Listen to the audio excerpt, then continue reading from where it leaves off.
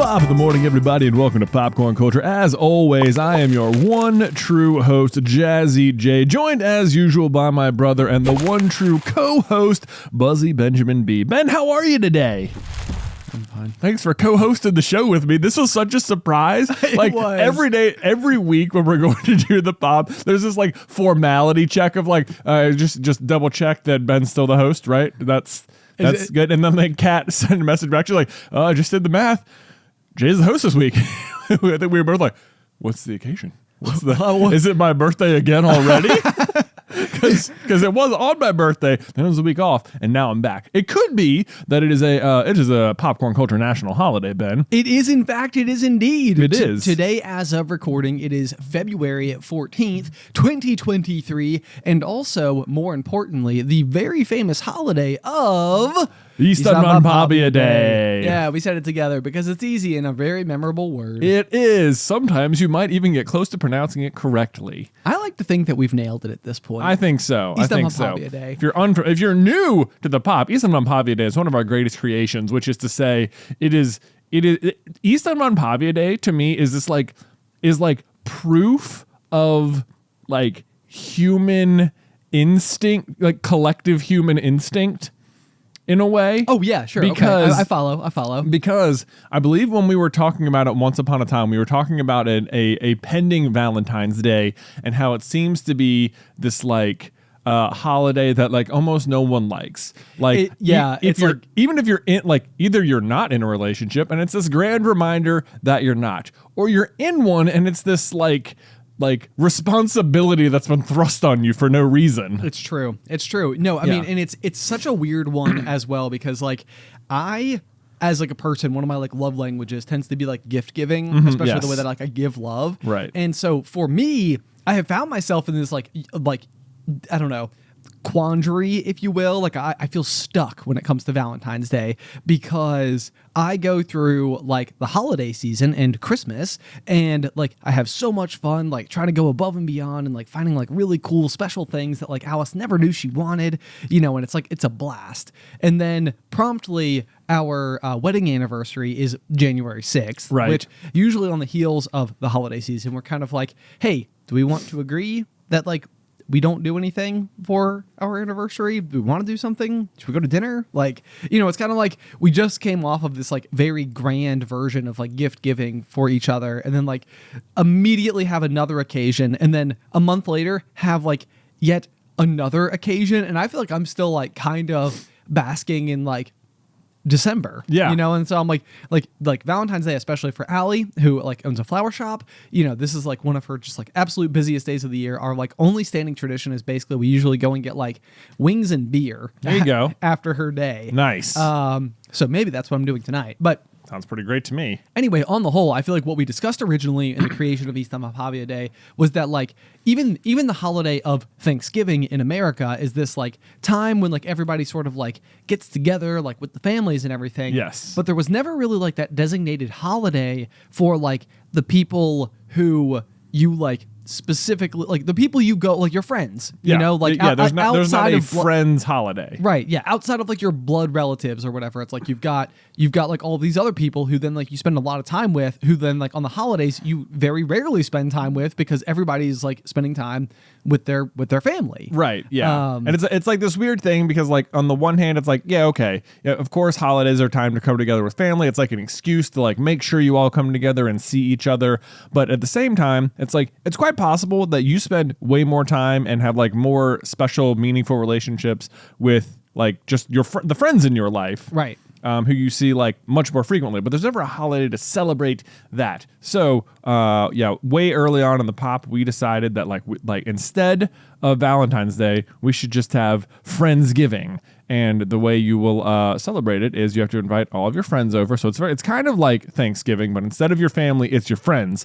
And everyone who comes to wherever you're gathering must bring some form of French fries, and you will have French fries. French fries. French fries. I love it. I love it. Well, So didn't we also at one point in time have some type of like rock-based tradition? There was some sort of like bring a painted rock or something. I don't remember that. I don't know that we've ever actually done it, but I feel like a year after we laid claim to this as like the official holiday of the pop, somebody tagged me in a post and they were like, got my Ystävänpäivä day set up, and it was like French fries and painted rocks, and I was like, did we add this? What was the rock? I totally forgot about it. But anyway, the reason to me it's this like weird proof of like collective human instinct is that we like just sort of we're like spitballing and came up with this funny thing to replace Valentine's Day with Friendsgiving instead of Valentine's Day, February 14th, same day. And like we were inundated with people telling us that like, oh my gosh, this already exists. Literally the holiday you're describing, minus the French fries,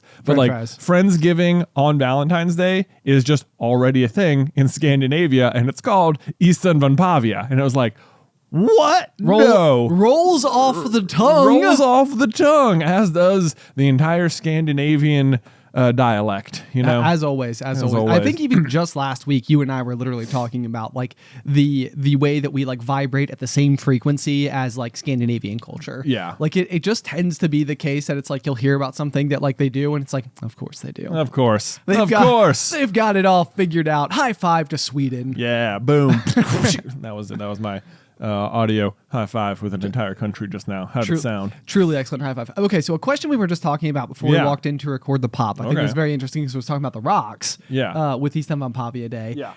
I was like, this is like a detail that like I literally can't remember whether or not we contributed this to the holiday, or if like the pop community contributed it, or if even like part of the actual Scandinavian holiday involves. Oh yeah, like does the real holiday involve rocks? Right. So it's interesting because literally right before we came in, I was asking a question about the movie Inside Out. Yeah. And like the way that memories work inside of the movie Inside Out, because it seems like for the most part, the more that you and I have studied that movie, the more like we're kind of in awe of how effectively it like tells this emotional journey. Yeah. And like the way in which like, you know, like I'll be like attempting to like explain things to people and then like realize that like literally Inside Out, it's like they did that. They did that. And it's like they did that. They thought of it. Like it's like it's a formerly positive memory that has now been tainted by something sad that happened, but now it was a good memory that became a sad memory. I get it. Yeah. You know, like whatever.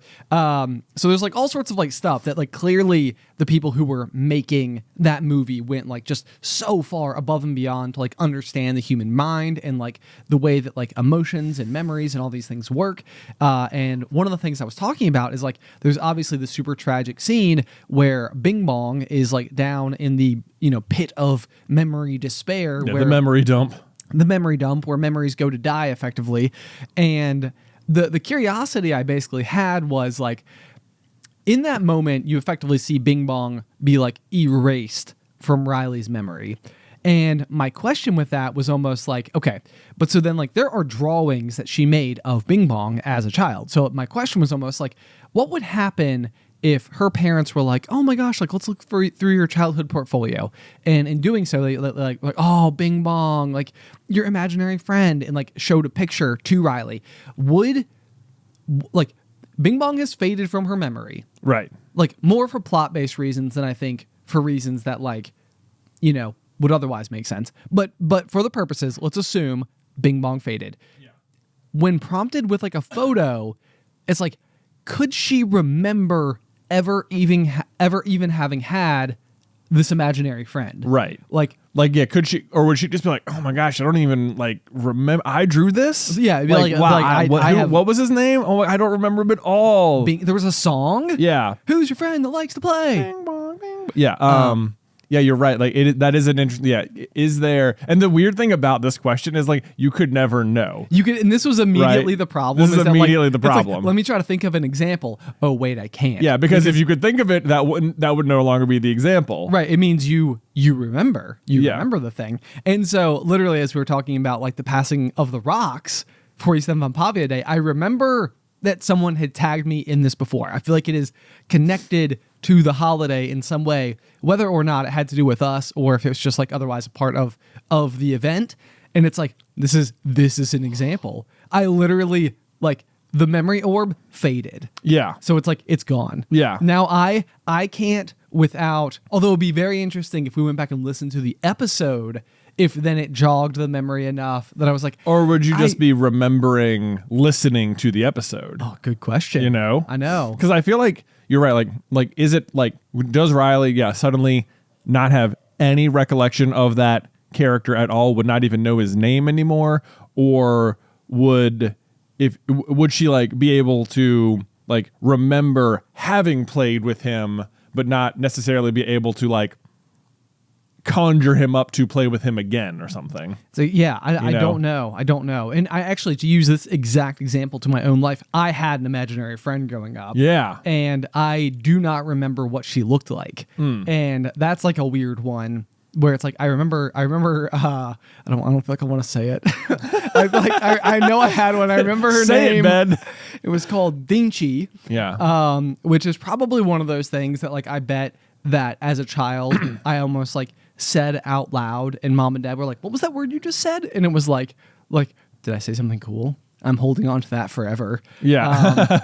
I actually thought about this and I was blown away like 2 years later with your son Luke. Yeah. Because I remember he used to say like Mishka, Mushka. And I was like, this is like, what is he like invented his own language? Like, what is this like, these like words that he's saying? And then when I had a child, I watched the Mickey Mouse Clubhouse where it's like the secret password for. Yeah, like unlocking or like summoning Toodles to you in Mickey Mouse Clubhouse. Yes. Yeah, Miska, Muska, Mickey Mouse. Mickey Mouse. That show is the worst, Ben. It's not my favorite either. It wouldn't be. It's like the fact that there are just other Mickey shows. Like the difference between Mickey Mouse Clubhouse appropriateness for kids versus like one level up, like Mickey and the Roadster Racers. It's like the line is between like, I don't know, 6 months and 7 months or something. It feels like, like the age range it's targeted at is so young that's like you can just play the older one and it doesn't really make any difference, I don't think. I always remember this as a child when like Blue's Clues and like a lot of those types of shows were coming out. Gullah Gullah Island. Oh yeah, Binya Binya. Yep. And but I remember no matter what age I was, I think like even I may have been like 5 when these started to come out. It was already like way too. It was like way too oversimplified. Right, like way too like maybe like preschool grade versus like where so it's like I've never had a moment of recollection in my life where I was watching a children's show where it was like it felt appropriate and then time passed and I looked back on it and be like, I used to think this was so clever, you know? Yeah. Like a cat. Huh. That's how you draw one. Right. That's what it is. That's what it is.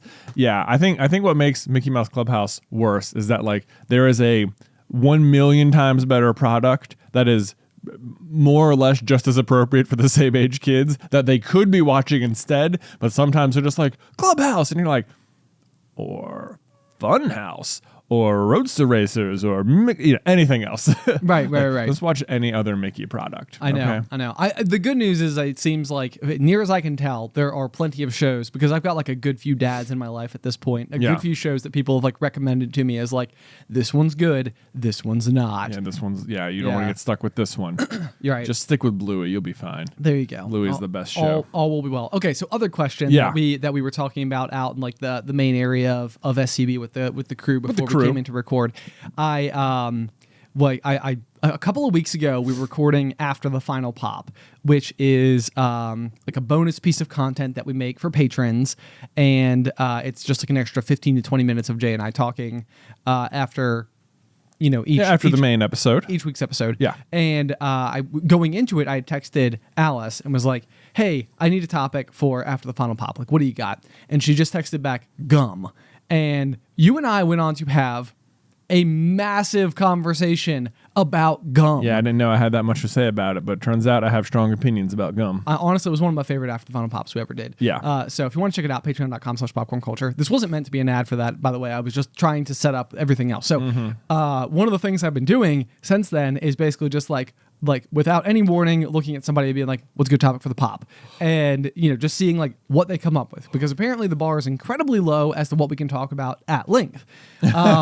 So you just need anything. Exactly. That's Yeah. what I'm saying. So if you have like a 1-word suggestion, feel free to email it over to us. Let us know somehow. Leave it in the comments. We'll be sure to check it out. But so I asked Ethan, the editor, before we came in, and he talked about sitting in the front row in class. Yeah. And also, if you remember or were impacted by any of the people you sat next to in the classroom, now that you're like so much further in life. Yeah. Like, is there anybody you can like look back on and be like, man, like that person like said a thing that changed my life, or like that person, like if not for this, then I never would have met them, and if not for that, then like whatever. Right. Because I feel like they're the influence of like the people you're seated next to. Like, I even remember my first day of 6th grade, because I had moved from Franklin County, Virginia to Roanoke County, Virginia.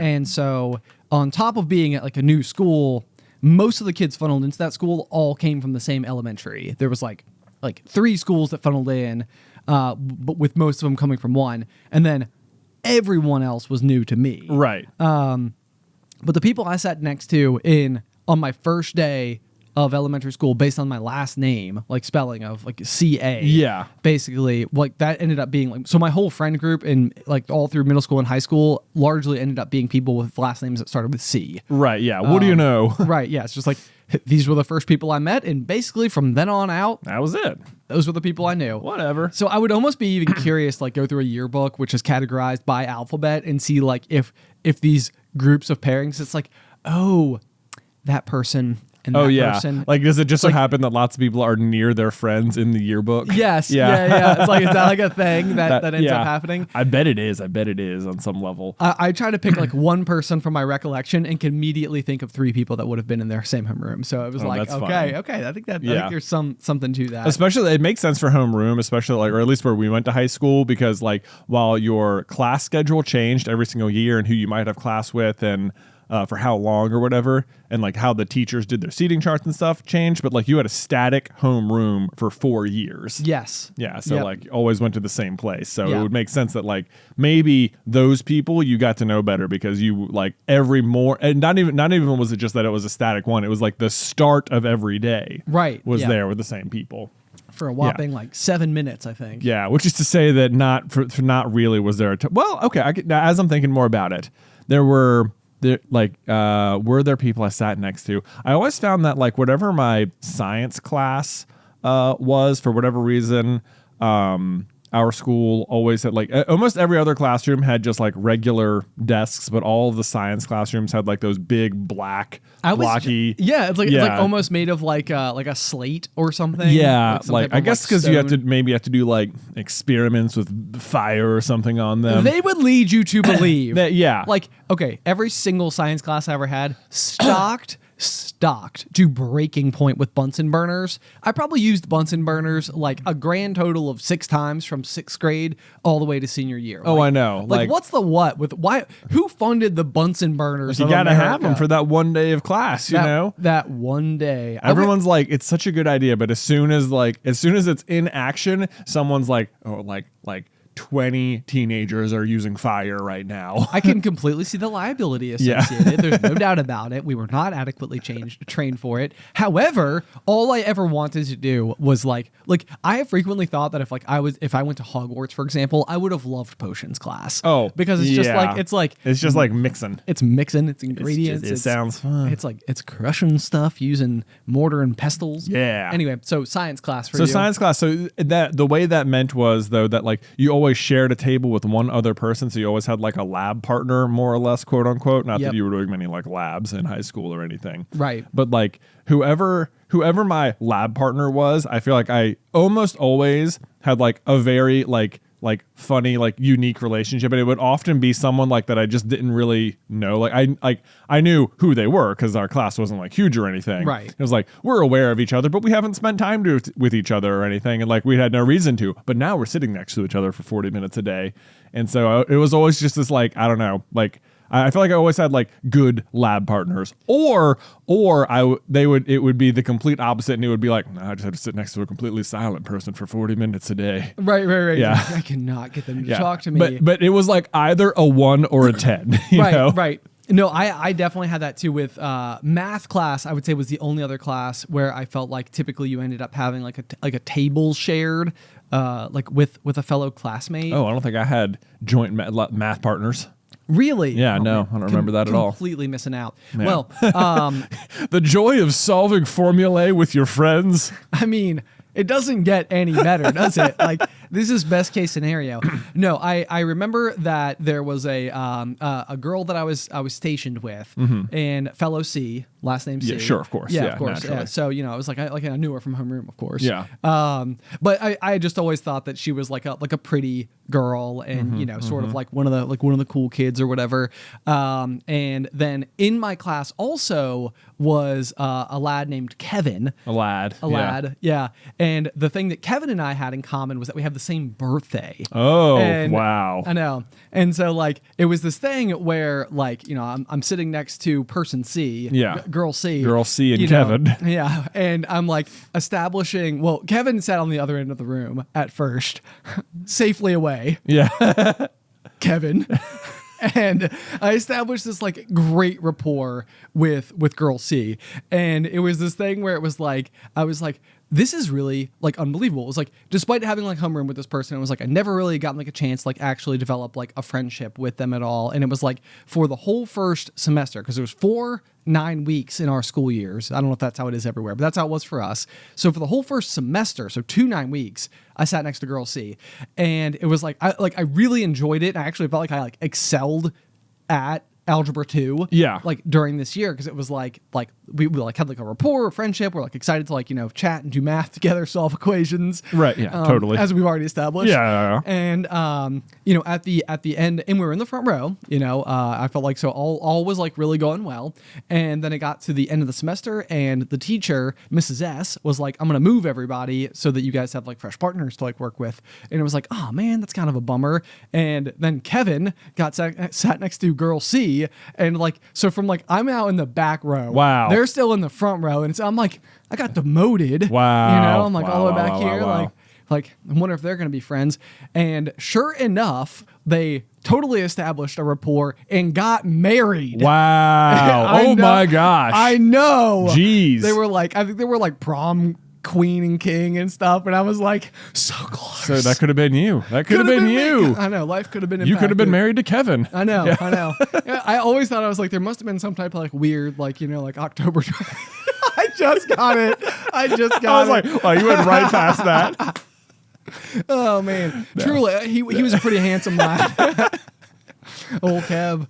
But I always thought it was so like unbelievable. It was like me and him, which obviously the date of your birth is like so not incredibly relevant to things. Right. But I was like, how interesting is it that it was like this math class for her was very impactful. Like, right, yeah. It's absolutely, if I were to talk to them about this, I guarantee they remember. Oh, I'm sure. Because it's just like one of those things. It's like, and wow. got married. Wow. And got wow, married. wow. I know. That is crazy.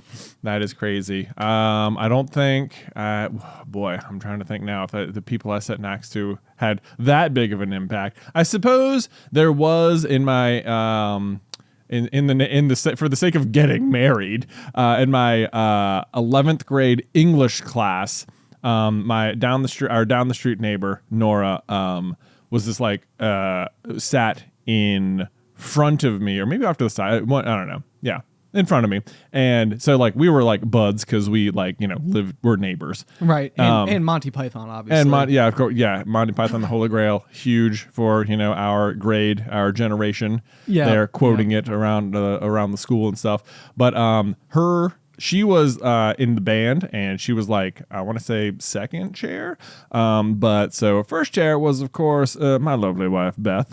Amazing. Of course. And so her and Beth were super good buds because they did like band together and flute and sat next to each other and did all that stuff. So Beth sat next to us in English. So I remember for a while there, Nora would have like a bag of M&Ms every day, and she'd always like choose like a color combination she was trying to end the day with. So she would like turn around and offer you like only the red or the yellow M&Ms or something like that, so that she could have like only blue and green by the end of the day or something. Amazing. A total awesome project to pursue every single day of your life. 100. I hope she does it to this day. But so I remember that being like one of those like first like contact points between me and Beth, because that was just another person for so long in like high school. It was like, yeah, I know of you, but I had never like really had many like touch points with her. But like this weird M&M sharing and our joint friend Nora was the the first contact. Okay. Yeah. Okay. So I do remember that.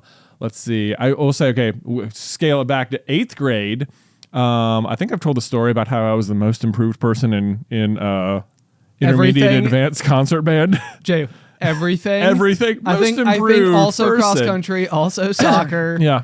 Also band. Yeah. Where we started with band. Yeah. How about swim team? Were you ever most improved on swim team? I don't think I was most improved at swim team. No. You were just always good. I was good at the breaststroke. Not to you know. Knock the chlorine off your shoulder there. Yeah, exactly. I don't want to brag too much or anything, because I wasn't like a year-round swimmer, so I could only ever be as good as the other summer swimmers. But naturally, those the year-rounders are like, well, there's no chance. You can't compete with that. Right. Yeah. They got up before school and went to practice. Exactly. So. They took it very seriously. Yeah. But so 8th grade band, I remember I started out as like 9th out of 10th chair, and then you could like challenge people, and the person who was 10th chair challenged me to a song, changed it on the day of, totally cheated their way past me, and I ended up in 10th. We have heard this story. It was before. though I was so that was mad. again for clarity, 10th out of 10. Yeah, I was so mad. Danielle, if you're listening, I was so mad. I doubt you are. But anyway, it motivated me strongly the next time challenges came around, and I got all the way to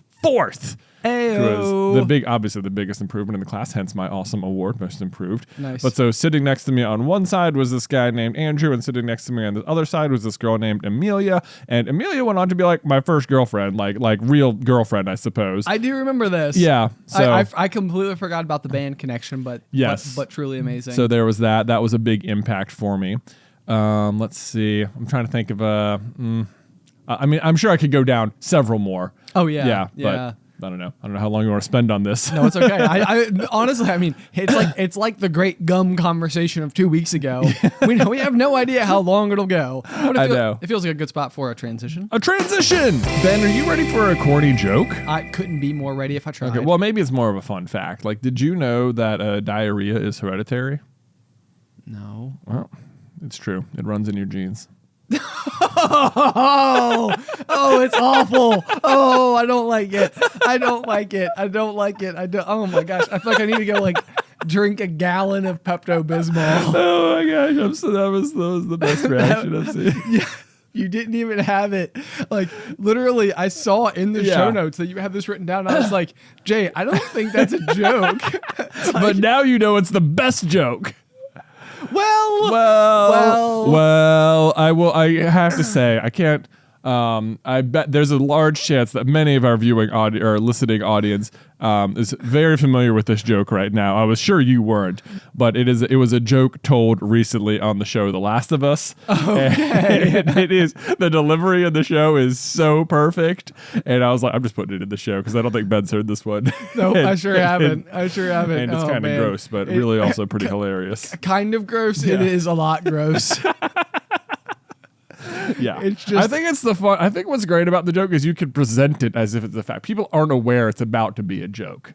No, it's true. Absolutely. Yeah. It's like one of those things where it's like you're just immediately like, Dad. Yeah. And then it's like, oh no, I get it. Okay. Yeah. Okay. There was more to it. Yes. But I didn't even know the small part of me that wondered whether or not there was more to it. I didn't know how to respond in such a way that was like what if I had just said, if you were like, did you know diarrhea is hereditary? And I was like, yep. You're just like, oh yeah, I can, yeah. I don't know how I would have handled that. They're like, oh, you're aware it runs into your genes? You said it again. Oh no. Oh man. Your genetics, Ben, of course. Everybody just became way too aware of their digestive system. Oh my gosh. Well, now they are, if they weren't before. Now, speaking of digestion, yeah. Why don't we talk a little bit about a home event? I feel like a home repair, maybe you could even say you just went through. I did. Which is you have, for basically the entirety of recent memory, from my perspective, struggled with your washer and dryer in your home. There's been no doubt about it. It's been quite a saga. It has been quite a saga, Yeah. and despite the fact that your clothes always seem neatly pressed and well laundered. Neatly pressed is stretching it. Okay, But okay. certainly not pressing it. No. Thank you, though. Thank you. I'm glad I don't look dirty with the naked eye. At no point in time have I ever thought, like, one thing about Jay that you should know, filthy. Just like his clothes. It's like, dude, put it through the wash, man. It's like, yeah, it's like it's like actually grimy.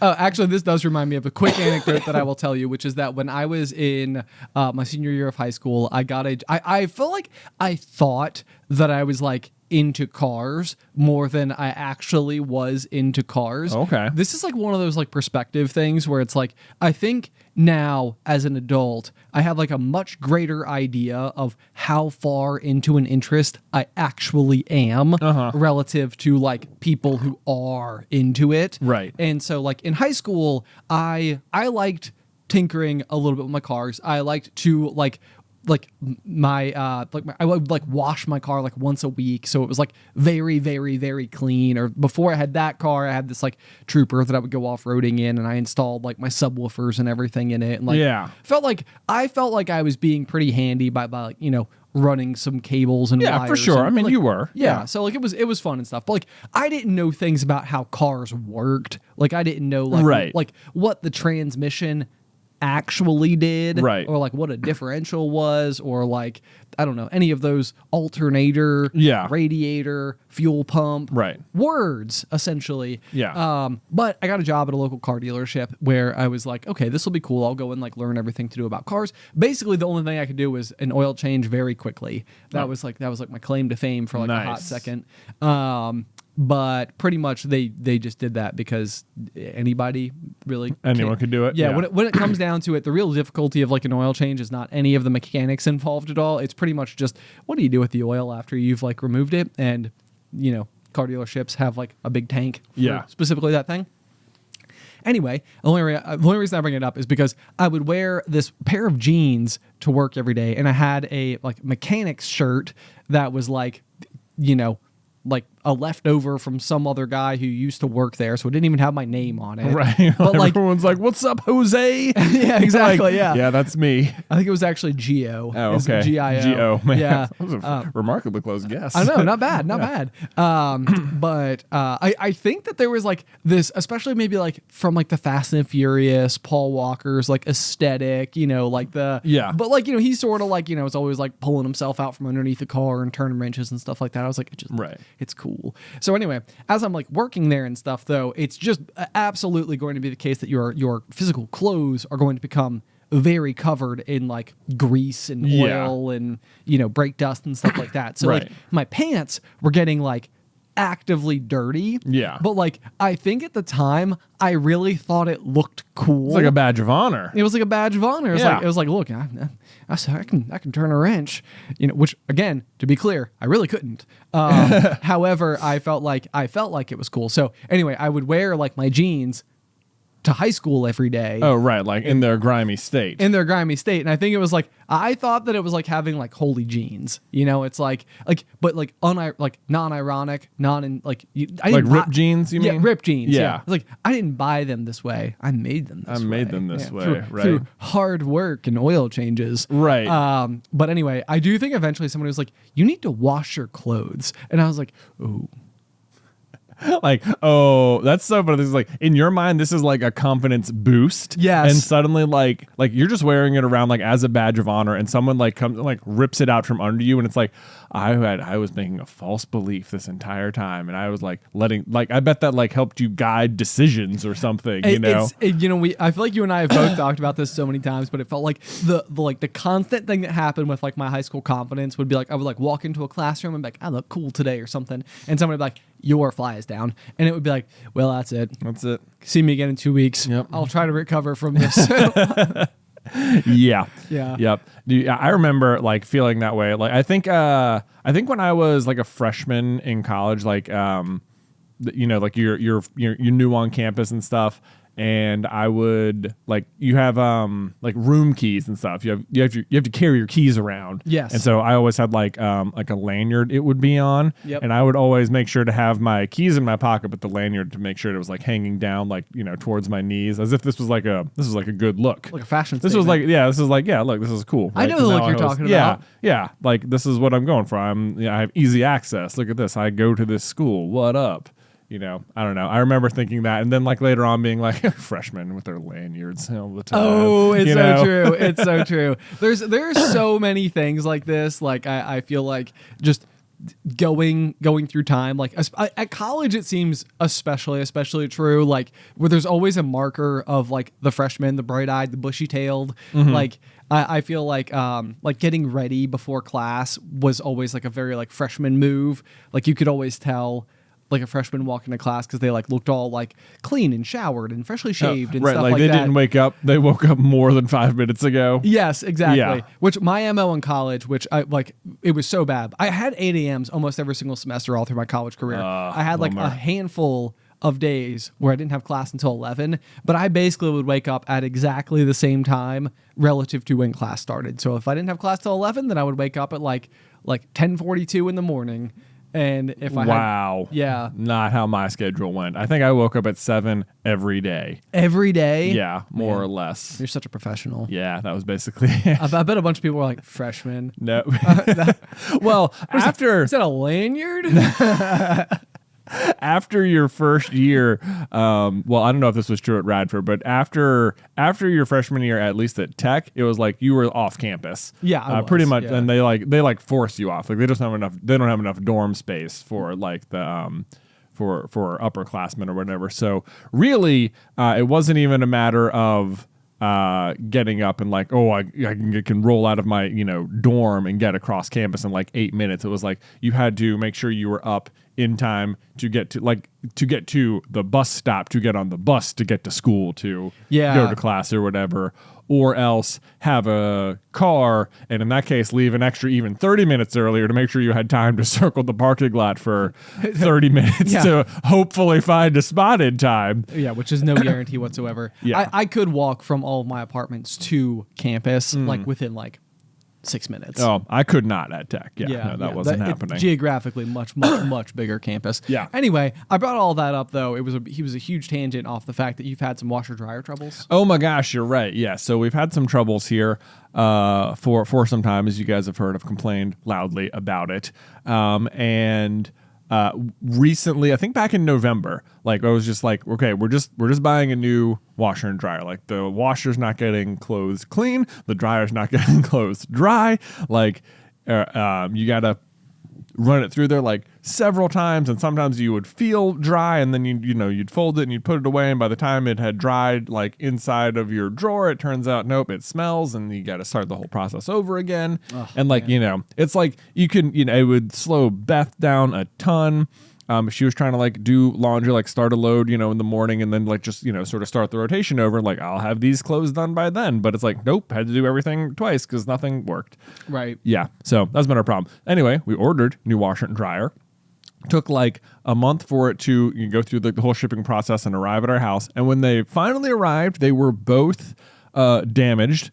I think the dryer actually had like a dent in the tumbler itself, so like it like could not even spin without like causing like the whole thing to rock and stuff. So we were like, geez. So yeah, that was a problem. And we were like, okay. And they were like, well, we can definitely just reorder them for you.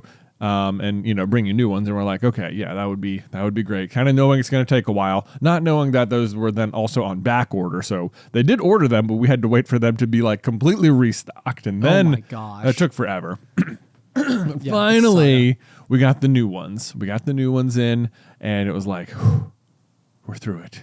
It's over.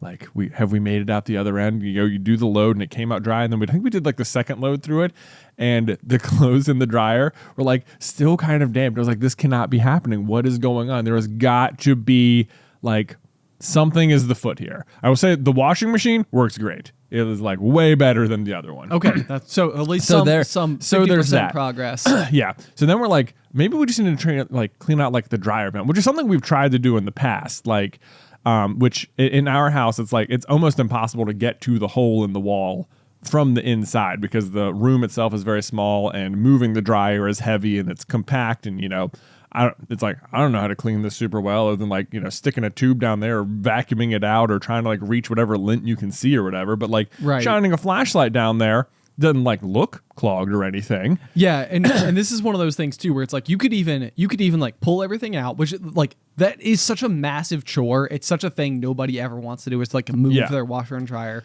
But it's like, you could even get to your dryer vent and remove a considerable amount of like material from like the ducting, like the ductwork there. Yeah. And be like, okay, I got a lot out.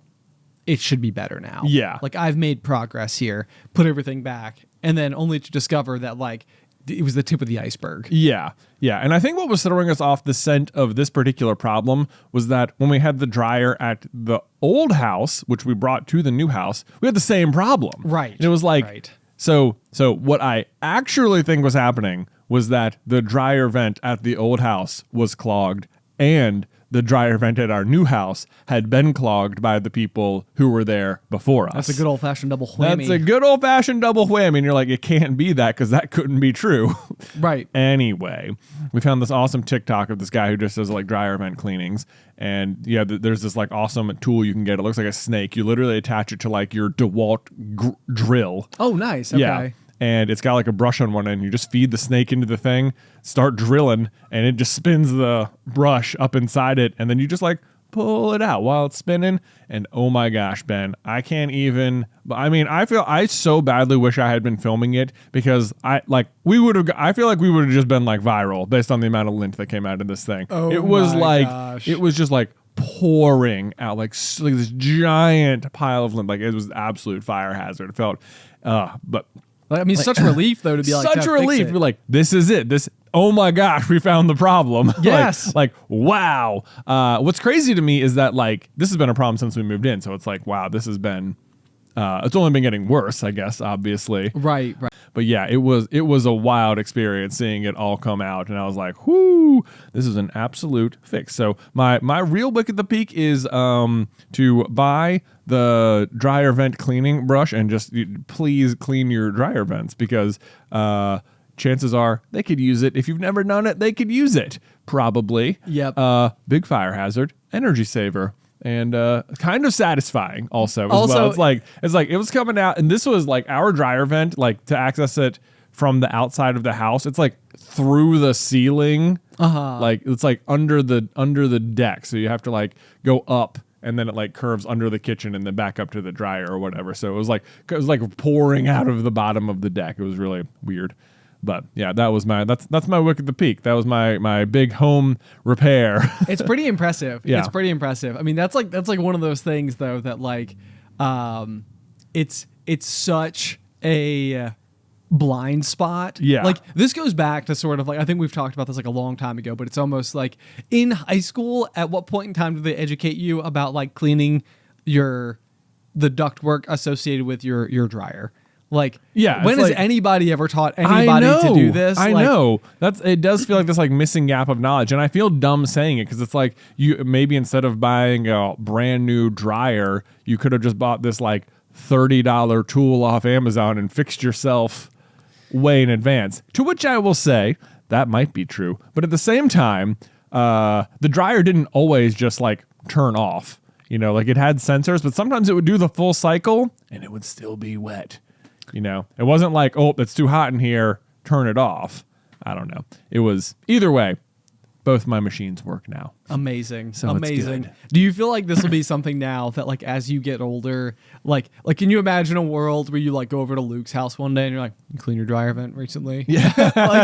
Hang Probably. Hang on, I'm gonna go get the snake. I'll get the snake. I'll be right back. We just live down the street, down the block. I'll be right back. Oh boy, yeah. I'm sure Luke's gonna live in our neighborhood. That'll be a blast. No, you'll live in his neighborhood. I'll live in his. I'll be those parents. Yeah. Well, guess what, son? We bought the house We're right down the block. house down the street. We'll be over all the time. When's pizza night? Yeah. Oh man. I'm just kidding. It's Sunday. I'm bringing it. I'll be here. I guess I get real southern as a retirement, grandfather.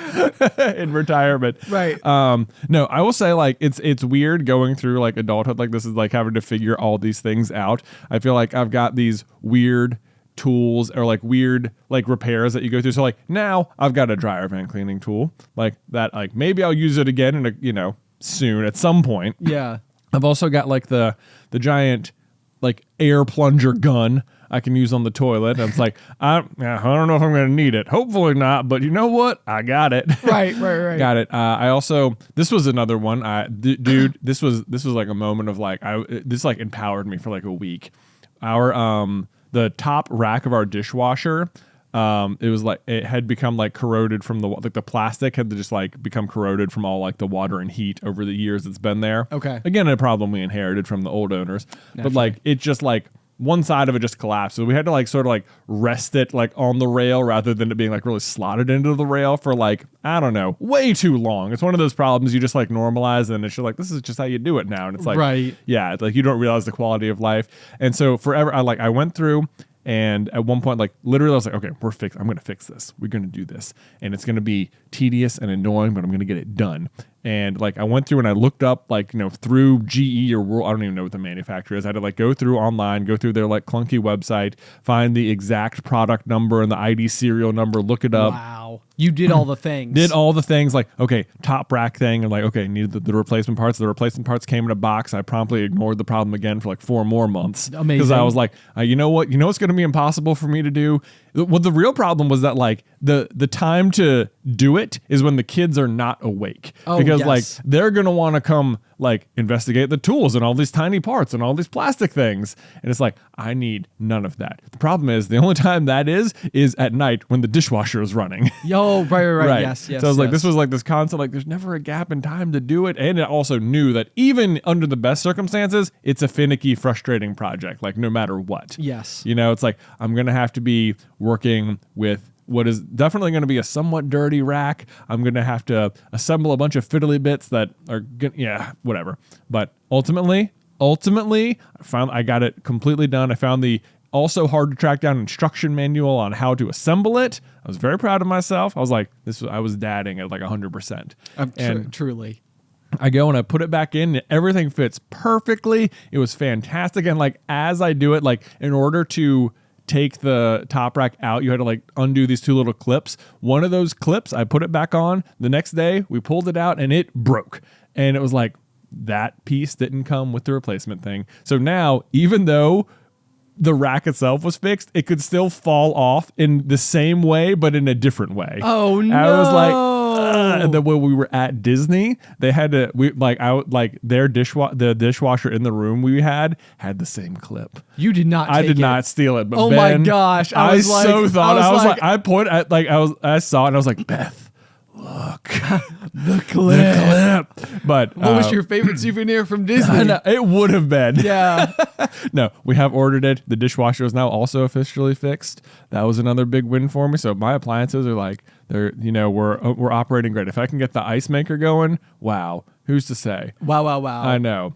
Yeah, that seems less likely, but whatever. We can work on it. Work on it. Well, all I'm hearing though is that you need like a bat cave, like with all of your like unique home repair tools, like on like the pegboard, like neatly set up and everything. It's like you need like the industrial plunger. Yeah. Hang on, I'll grab it for you. I'll grab it. Hold on a sec. I'll be there. You got a weird problem? I got it. I have solutions to weird problems. I have solutions to weird problems. But you know what? Houses are full of weird problems. But yeah, it's like, you're right.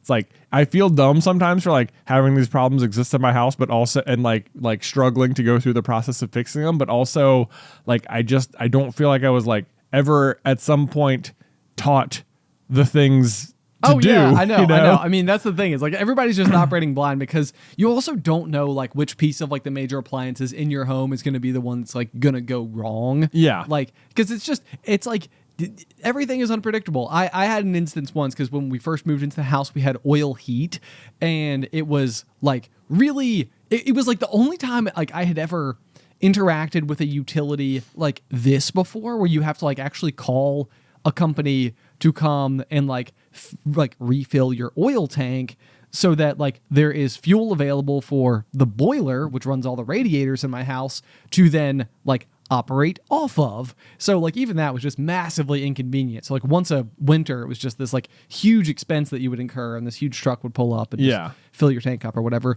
And one day it showed up to fill my tank with like the heating oil, and it blew the bottom completely out of the tank. Whoa. And just dumped like hundreds of gallons of heating oil onto the floor of my basement. Right. Which at this point in time, I'm like, if like a pilot light had gone off, if like something metal had fallen on the floor, I feel like the whole house would have gone up. Like, right. Yeah. it's Like that's like, my house is not a bomb right now. Yes, yeah, right, exactly. It's like this is actually scary. Like I don't know what to do. And like like with literally everything else as well. It's like you call like your homeowner's insurance, and you're like, I never really thought I would ever actually use this. I know that I'm required to have it, and therefore I do. And this feels like a big event that has happened that's going to be costly to repair. So, hi, this thing happened at my home. Does my homeowner's insurance policy cover this? And it's like, no, of course not. And it's like, of course not. Of course not. Of course it didn't. No, it did not. No. Wow. I had to apply for a grant, and the grant came through and took care of the associated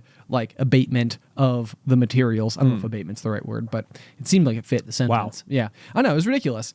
And so anyway, I was like, I am so tired of like this boiler problem. Like it's this like, it reminds me of like Home Alone, you know, like there's like the big like furnace thing in the middle, and like he's like scared of it and stuff.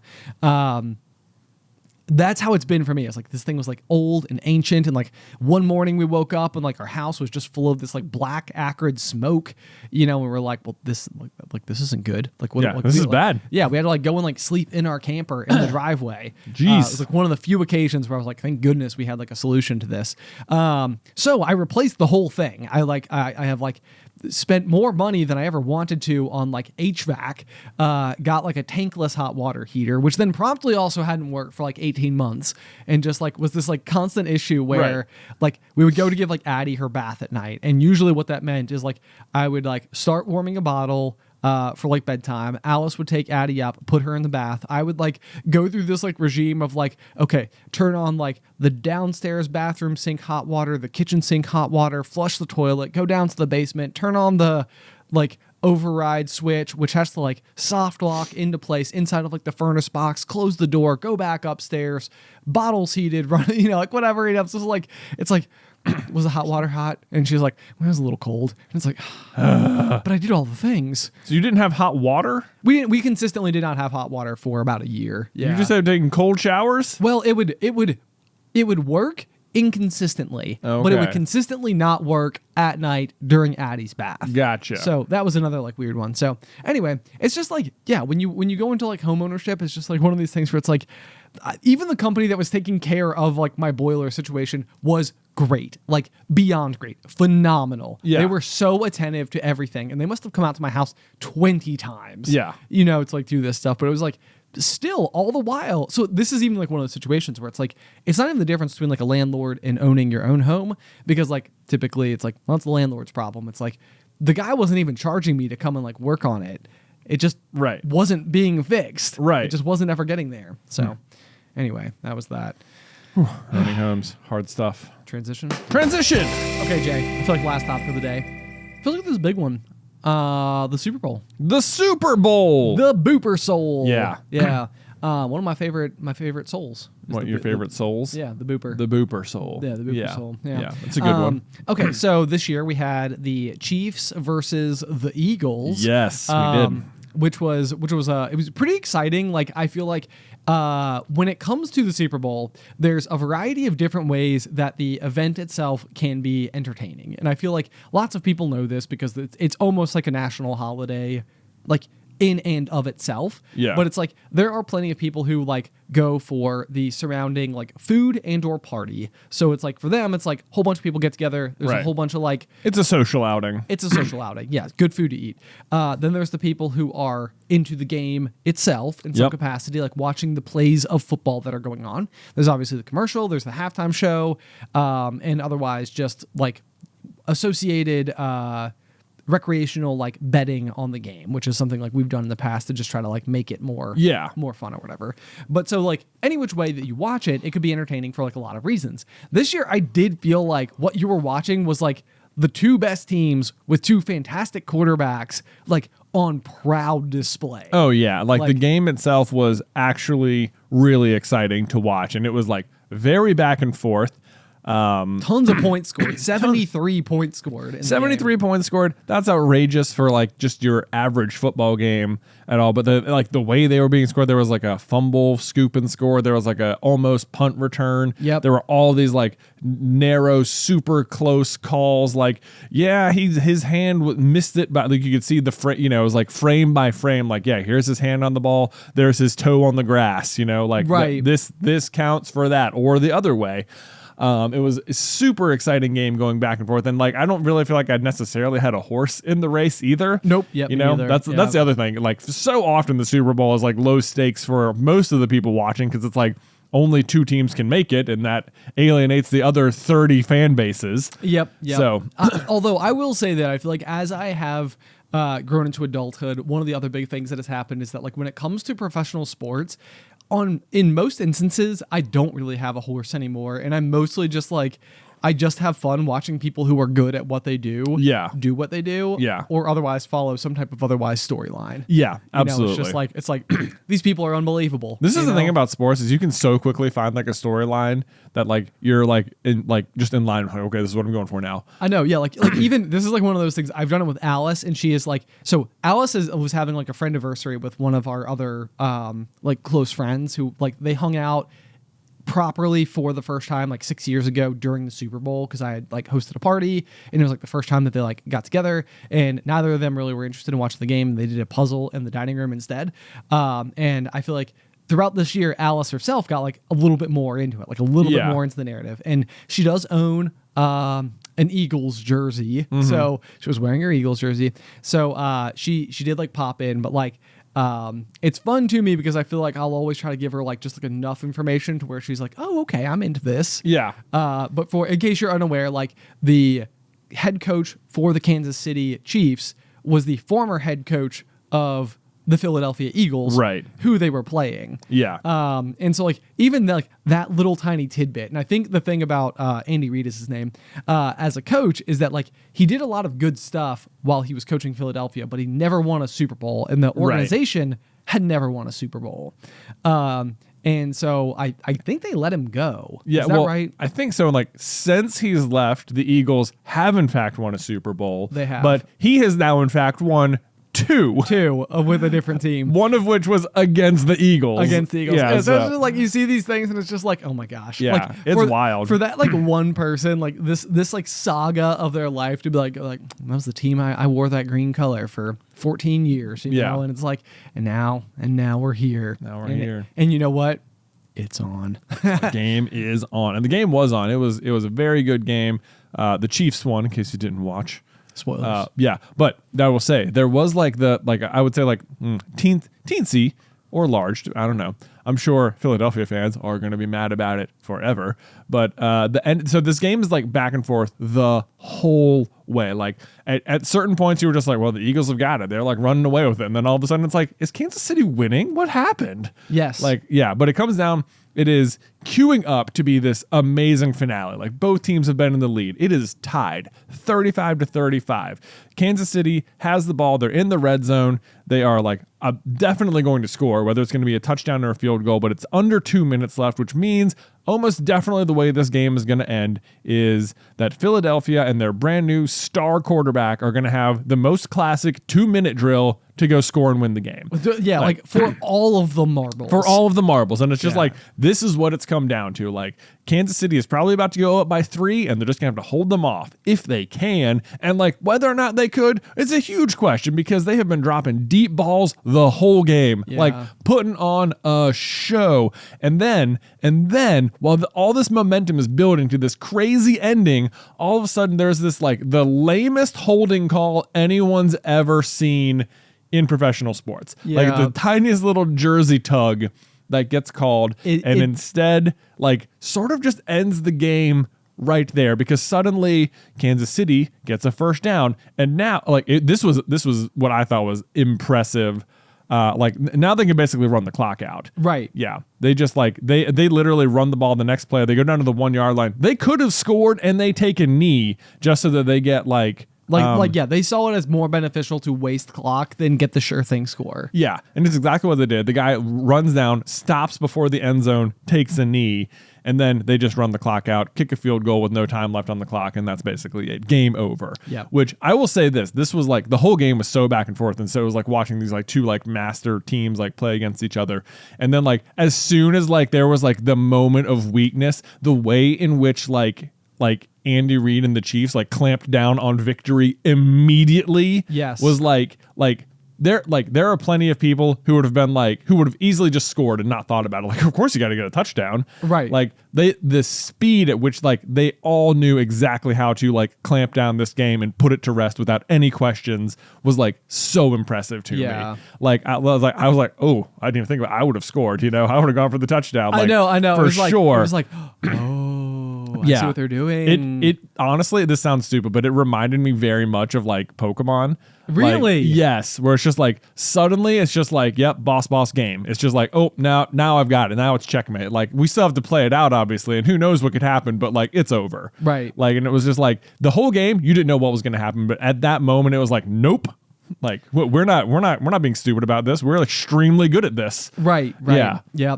No. So it was very interesting to see it play down. But you're absolutely right. Like it was like a thrilling game. Like you and I and like the GMA were basically like in our chat the whole game. Mike was actually at my house, so it was like really funny because we were both like talking to each other. Yeah.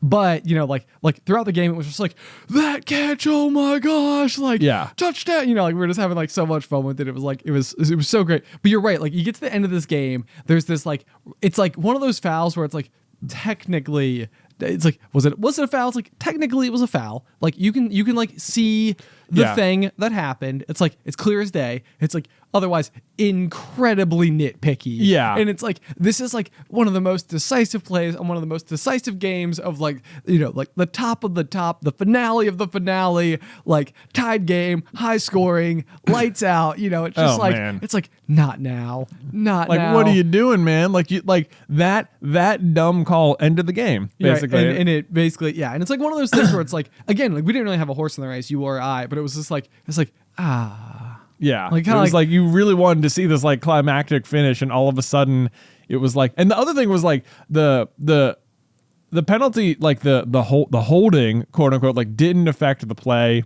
like at all. Right. And like had it not happened, like the Chiefs are going to be in this bad position, and instead they're just like all of a sudden thrust into winning position. Like they had played their set of downs poorly and were going to not like lose, but they were going to be in like field goal position. They were going to be in like, now we really have to like fight to win the game. And instead it was just like, oh, just kidding, we won. Now it's a chip shot for the finale. Yeah. So I don't know. It was very interesting though, because I thought about this a lot with the World Cup this year for soccer or football, depending on where you live. And I felt like the refs themselves inside of those games were like advised, like we want to let the game play. Yeah. And so like you may know if you've ever watched a professional like soccer match, football match at all, you know that like flopping is sort of like an integral part of the game. It's like if you get run into and lost the ball, then you are like you're making a show of it. Yeah, you are like flying through the air. Like, and sometimes I'm like blown away when they show like in slow motion. I'm like, you actually look like you're in chronic pain right now. Yeah. Like, it's like, I don't think you are, but like the split second, like they're like amazing actors when it comes to like the split second that somebody like steps on their foot. It's just like their face is like in sheer agony. Right. It looks like I'll never walk again. It's like as soon as the penalty is called, it's like, hey, they're sprinting downfield. Right. Totally fine. Like, I'll take the kick. I'll take the kick. Yeah, don't worry about it. Yeah. So I felt like this year with the World Cup, one of the things I really enjoyed was that like they were just like, let's let them play. And at times it was almost like that guy's still on the ground. It's been 3 minutes. Yeah. It's like he's still on the ground. He's actually hurt though. Right. Yeah. It was like I have no idea if we've pushed it too far, people. Like it's like it feels like maybe he's actually hurt. Although you can't tell if it's just like, or did you just like really commit? Now you can't just like get up off the ground and like jog off. Yeah. So I was like, and then if you're on the ground, you're also not defending. Anyway, the point is for the Super Bowl, it was one of those things where I was like, it was like let the boys play. Right. I mean, it was. And there is the other thing about like soccer, since we're comparing it to American football, is that like there's like the refs can call according to the quote unquote spirit of the game, where like if like where you can just let something go to keep the gameplay going. Oh, sure. You know.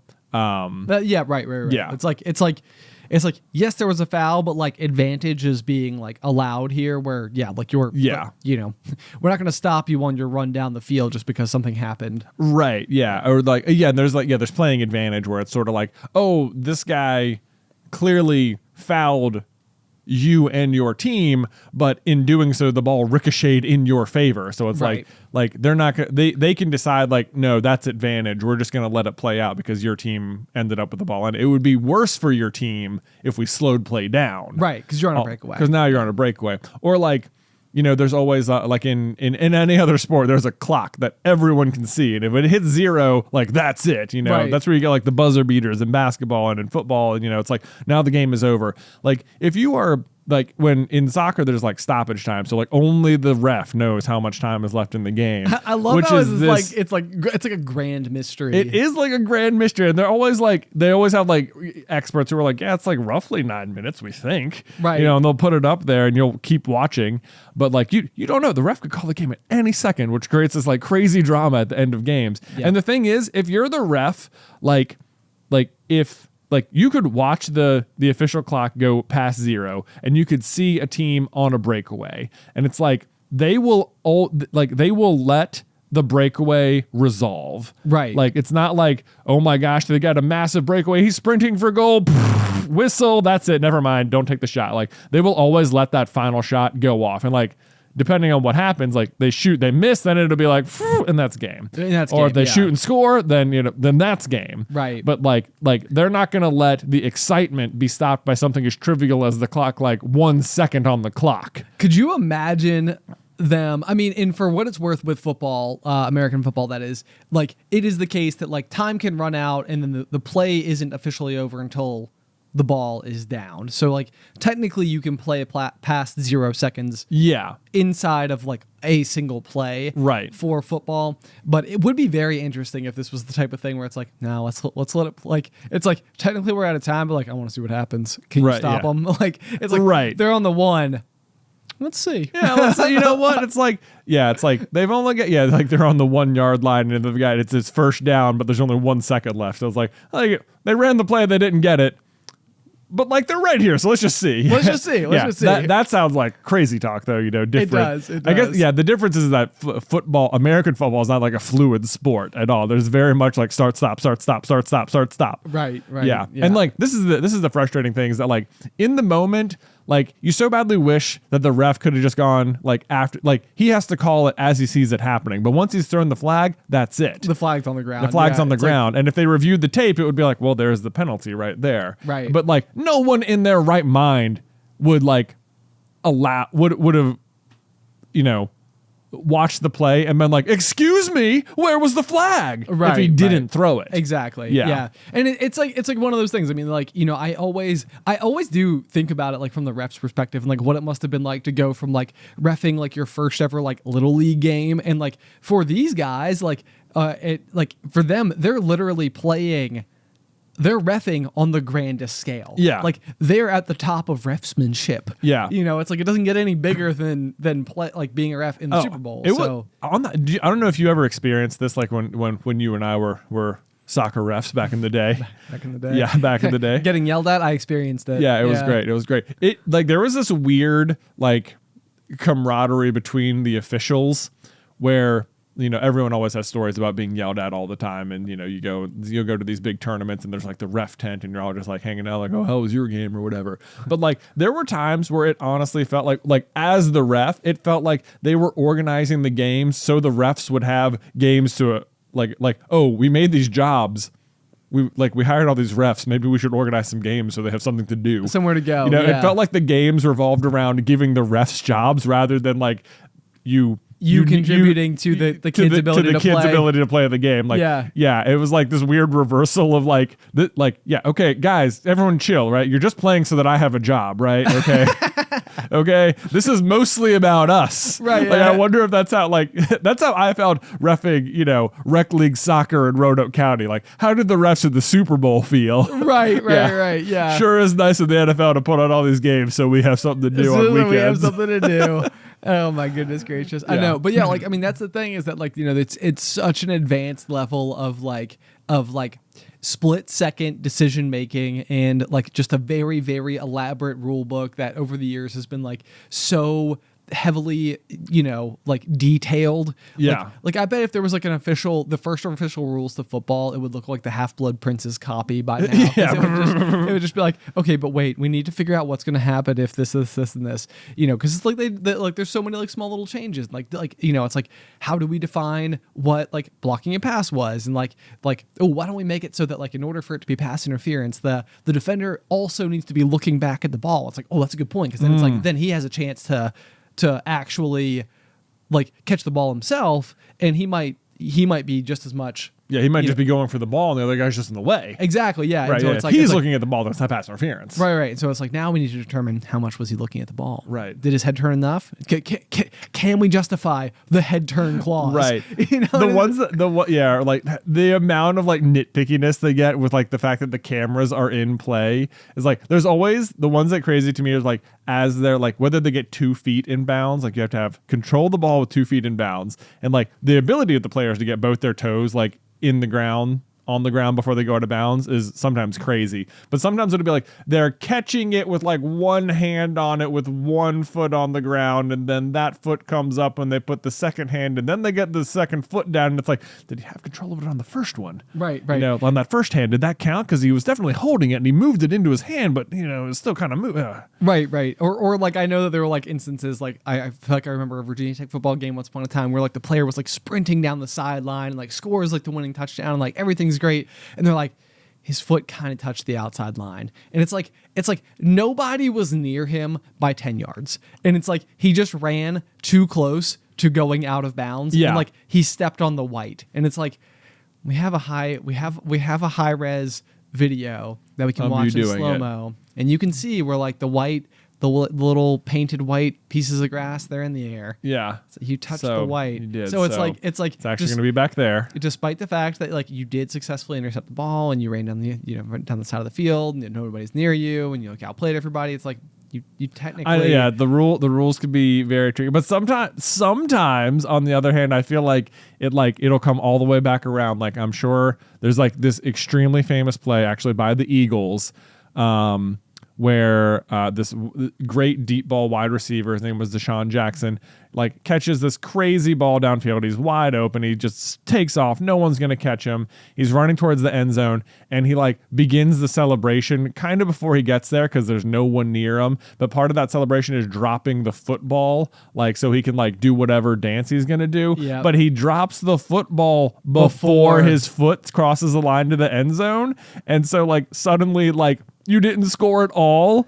And like, it's like clearly you were going to score. And it's like, then there's this like, should that have just counted as a touchdown? Like, are we really going to, like, he didn't fumble it or anything. Like, this was clearly just a mistake. But it's like, but it was a mistake and he was showboating. So, of course, he should be punished for that. You know, right, it's like, yeah, I guess so. But it's like, they scored that touchdown, man. I know, yeah. I know. It's like, but they didn't. But this is one of those things, too. Like, I'm so curious because in the moment, like, it very frequently seems like in instances like that, like, I would almost think that as a referee, my mind would go into autopilot. And it's like, it looks like a touchdown. It's acting like a touchdown. He walked right into the end zone. No big deal. Nobody was near him. Like, hands in the air. It's a touchdown. Like, as a ref, it's like in my mind, I'm like, I would have done shorthand and not paid the strictest attention to where he let go of the ball. And I've been like, it's a touchdown. Like, yeah. And I think that's probably what happened too. I'd be curious. But like, sometimes I am impressed when it's like somebody will, like for example, in the NFL, if you catch the ball and fall on the ground, you can stand back up and keep running. This is not true in college football. If you like hit the ground, then you're down wherever you hit the ground. As long as you haven't been touched, yeah, you can stand back up. And occasionally I feel like people forget that. And so like they'll like catch the ball, hit the ground or whatever, and then like stand up, and then like everybody like, okay, the play's over. And it's like, but the ref never called the play dead. And it's like they were watching. It's like, no, technically nobody touched him. Yeah. He can keep running. And like sometimes you'll see like this situation will happen, and like if somebody thinks he was down, it's like the refs never called the play dead. Yeah. And it's just like all of a sudden like everybody's just standing there like next to each other like mid play, and then he'll take off down the field, and it's like, oh my gosh, he wasn't down. He wasn't down. Yeah. Yeah. And it's like, and nobody, or you'll see like the opposite where someone will fall down, like they'll fall down and get up and be like, plays over, and drop the ball, and it's like, you just fumbled. Right. Yeah. It's like, so these are the things where I'm like, maybe refs are a lot better